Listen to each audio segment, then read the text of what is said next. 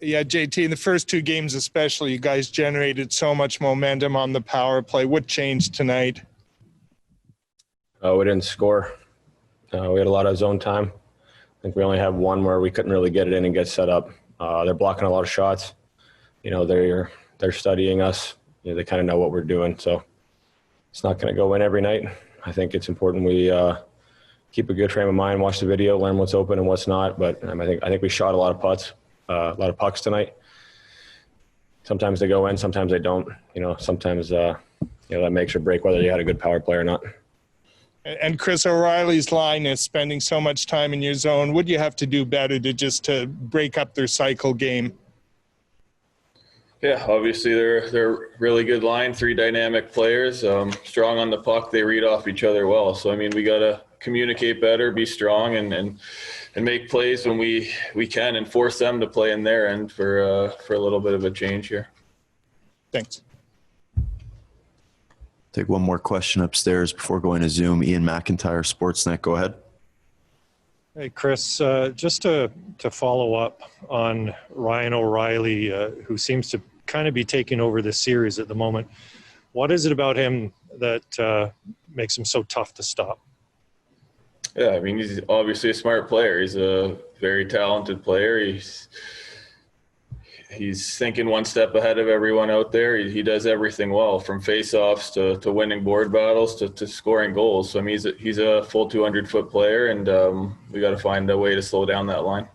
And JT, you mentioned mindset.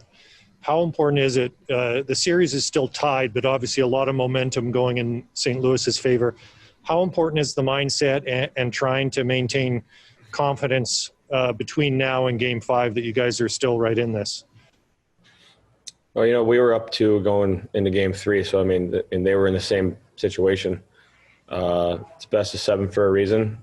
Played a hard back-to-back against the Stanley Cup champs, so we knew it was a tall task. We were a shot away from going up 3-0. Tonight it was 1-1, 5-on-5. It's not like we're getting our butts whooped up and down the rink. They're a good team. We're a good team. It's going to be a hard, long series. We signed up for that.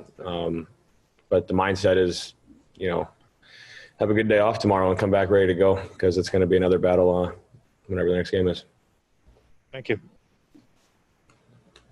Take a few questions for the guys on Zoom. Ben Kuzma, Post Media, go ahead.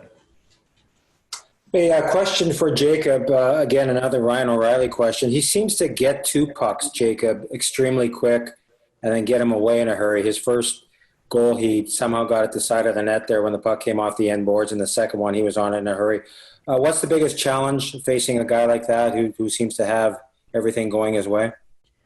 Yeah, like you said, things are going his way right now, and the first one shot off the boards, and he's standing right there and get the bounce off the boards on his tape and just roosters it. And the second, he's in the goal scoring area in front of the net and gets a good backhand. But we got to stick to our plan here and keep defending hard, and me personally come up with with Sabre 2, and it goes the other way. The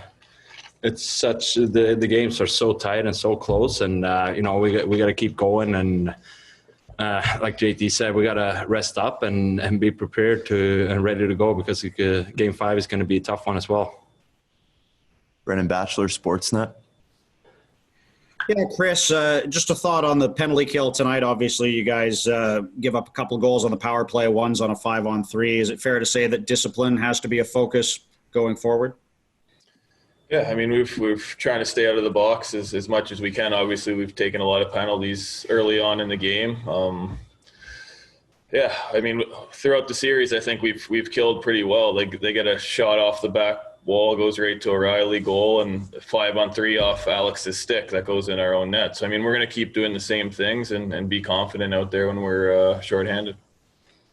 Go to Jeff Patterson, TSN 1040.